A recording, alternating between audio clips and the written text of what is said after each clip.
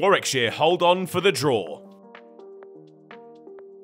After Sibley, Cook and Burns all hit hundreds, there was no surprise to see another man who'd opened the batting for England turn up. Keaton Jennings' century, the highlight for Lancashire on another day curtailed by the weather. Warwickshire would start the final day batting, but it looked like too much time had been lost. A draw was now the most likely outcome. Tom Bailey was the man with the early breakthrough for the hosts though. Davis outcaught at second slip. Could Lancashire make up for lost time? Not if Rob Yates had anything to do with it. He stuck with Sibley and proved a much more stubborn nut to crack. And the Bears found their way to parity under the second wicket partnership's watch, now to try and make the game safe. And they were doing that well. When Yates flicked Parkinson around the corner for 3, he and Sibley had put on 50 runs for the second wicket, and they'd started to build the lead. Boundaries were a little hard to come by, but that didn't stop Warwickshire ticking the scoreboard over. Up to lunch at 85 for 1, that lead now 39. For the first time in the match, Sibley was out. He fell after the break, nicking off to the spin of Parkinson for 41, with the score still shy of 3 figures.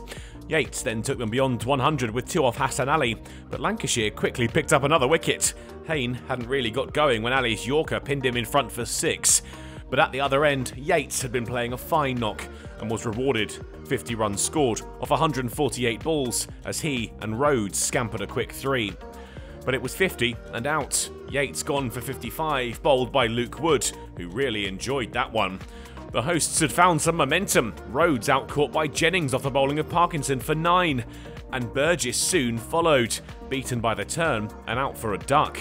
Briggs and Benjamin held them off through to tea. Their lead's 98, but Lancashire were in with a sniff in the final session. The Warwickshire 7th wicket duo refused to be beaten and ticked their lead into 3 figures, and more importantly, took more time out of the game. Handshakes shared with an hour left of play, and Warwickshire 138 runs ahead. Not ideal for either side, but the hosts had at least kept pace with Hampshire, now just a point behind the second placed side in the division. The Bears meanwhile are still off the pace, their title defence not going to plan yet. They'll look to get back on track when Northamptonshire head to Headingley next week, but for Lancashire, it's a short trip across the Pennines. Yorkshire, their next opponents in the first Roses clash of the season, but clean slate Headingley.